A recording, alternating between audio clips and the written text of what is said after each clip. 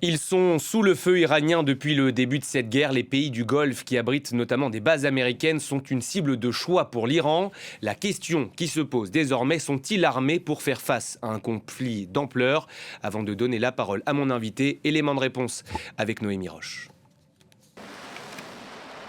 Ils sont en première ligne depuis le début des frappes israélo-américaines en Iran. Chaque jour ou presque, des missiles et des drones iraniens sont lancés par Téhéran, direction les pays du Golfe. Émirats arabes unis, Qatar, Arabie saoudite ou encore Koweït, tous font les frais de la riposte iranienne, notamment en raison des bases américaines qu'ils abritent. Au cours des dernières 24 heures, les forces armées ont détecté et neutralisé 13 drones hostiles dans l'espace aérien koweïtien. Malgré des dégâts parfois importants et plusieurs victimes, les pays du Golfe parviennent à intercepter une grande partie des attaques. Ces États sont parmi les principaux clients de l'industrie de défense américaine et européenne, notamment française. Ils se sont progressivement dotés de flottes d'avions de chasse modernes et surtout de systèmes de défense aérienne performants, comme les Patriotes. Très équipés, ils ont aussi fortement augmenté leurs dépenses militaires ces dernières années. Elles représentaient en moyenne 4,3% de leur PIB l'an dernier, contre 3,5% en 2022. Dans la région, l'Arabie saoudite dispose de la principale armée, suivie par les Émirats arabes unis et le Qatar. Mais même bien équipés, leurs armées manquent d'expérience.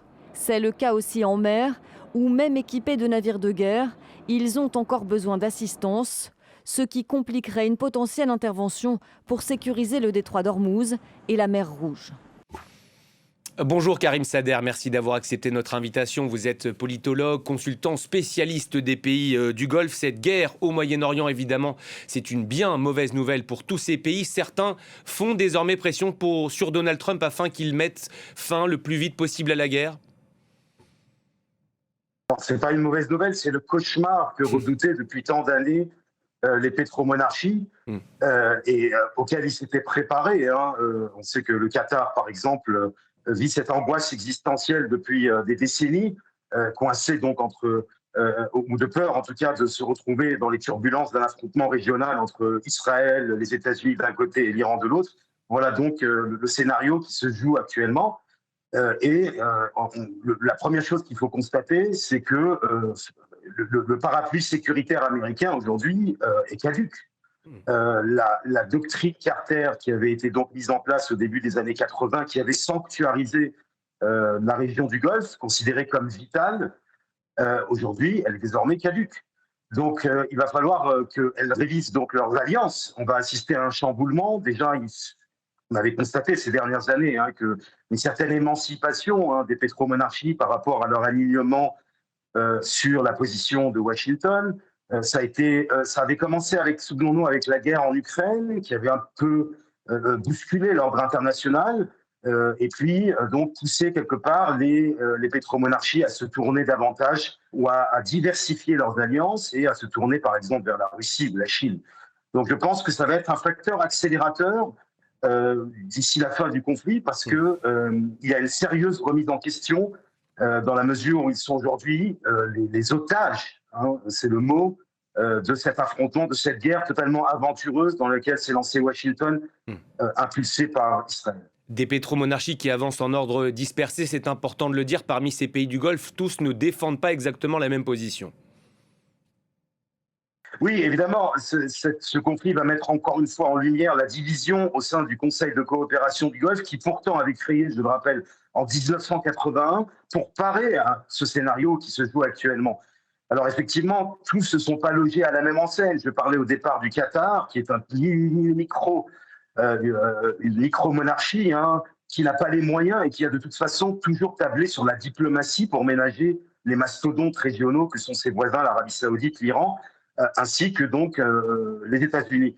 Donc forcément, le Qatar aujourd'hui fait dos rond. L'Arabie saoudite, si on prend le cas donc, de Mohammed Ben Salman, le prince héritier, a au contraire intérêt en quelque sorte à montrer une posture quand même beaucoup plus offensive, dans la mesure où il représente 80% du territoire de la péninsule arabique et qu'il veut affirmer sa puissance face aux autres pétromonarchies. N'oublions pas que à l'avant de ce conflit-là se jouait depuis des années une sorte de rivalité entre ces différents dirigeants de la péninsule arabique, donc à grand renfort d'investissement et de grands projets pharaoniques. Chacun cherchait donc à perfectionner son royaume et à comment dirais-je, développer au maximum sur fond de concurrence. Donc aujourd'hui, il faut savoir que cette concurrence-là qui existe entre les pétromonarchies va être accentuée et cela va se refléter dans les positions. Les Émirats arabes unis aussi, qui étaient le rival de l'Arabie saoudite, également vont essayer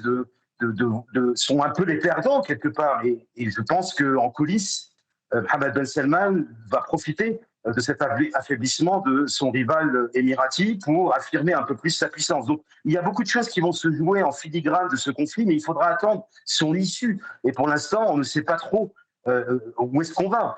Si on va vers une poursuite des offensives, si on en croit le discours de Trump hier, et vers quoi va mener cette offensive. Au départ, l'Arabie saoudite et les autres pétromonarchies étaient bien sûr hostile à cette intervention, mais une fois qu'elle a eu lieu, on sait qu'il y a eu un double discours de la part notamment des Saoudiens qui ont fini par encourager cette offensive en espérant la chute du régime. Or, la chute du régime, c'est pas pour demain. Donc, il va falloir que les pétromonarchies vivent désormais avec un Iran non seulement qui a toujours à sa tête un régime, mais toujours plus radical et qui, de plus, maintenant contrôle désormais une partie du détroit d'Ormuz, mais aussi celui de Bab el-Mandeb, dont dépendent donc les pétromonarchies pour leurs importations et aussi pour leurs exportations de pétrole. Potentiel donc changement d'équilibre régional, si on vous comprend bien. Vous aviez raison tout à l'heure de parler de l'Arabie saoudite. Est-ce que cette guerre, finalement, elle ne compromet pas, elle ne retarde pas, en tout cas, la modernisation de toute la région, et notamment de l'Arabie saoudite, avec ce fameux plan Vision 2030 dont on parle souvent sur notre antenne?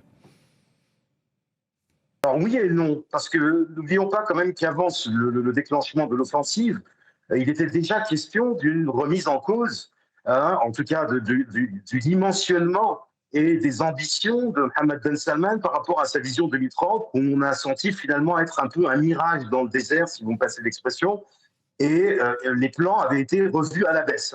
Je pense à Léon, je pense à l'ajournement des Jeux d'hiver qui devaient se dérouler, et un certain nombre donc, de projets présentés de grande envergure sur le papier, mais qui finalement avaient fini par montrer leur irréalisme en termes de faisabilité même. Donc évidemment, le conflit aujourd'hui et l'insécurité va donner une sorte de coup de grâce, on va dire, aux grandes ambitions. Aujourd'hui, ce n'est pas le temps de parler de ça.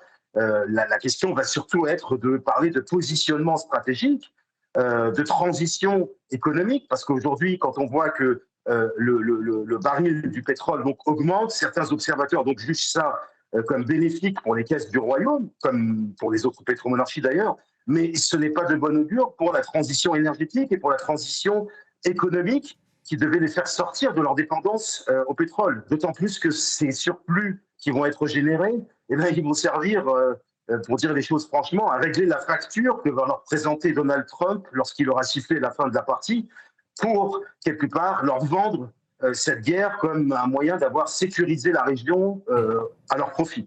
Et puis il y a ce chiffre donné hier par l'ONU, il vaut ce qu'il vaut, mais selon les Nations Unies, les pays arabes, notamment ceux du Golfe, auraient déjà perdu quelques 186 milliards de dollars.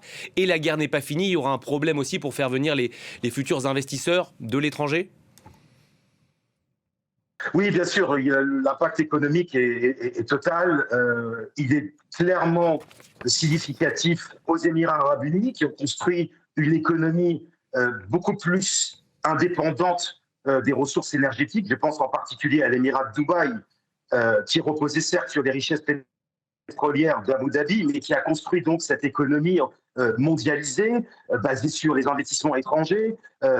Donc aujourd'hui, effectivement, le climat de guerre a un impact assez redoutable, dont les Émirats arabes unis vont mettre du temps à se remettre. Mais il faut quand même relativiser. Les pétromonarchies ont investi à grand renfort, donc ont su intelligemment, grâce à leurs fonds souverains, réinjecter leur surplus généré par la manne pétrolière et gazière.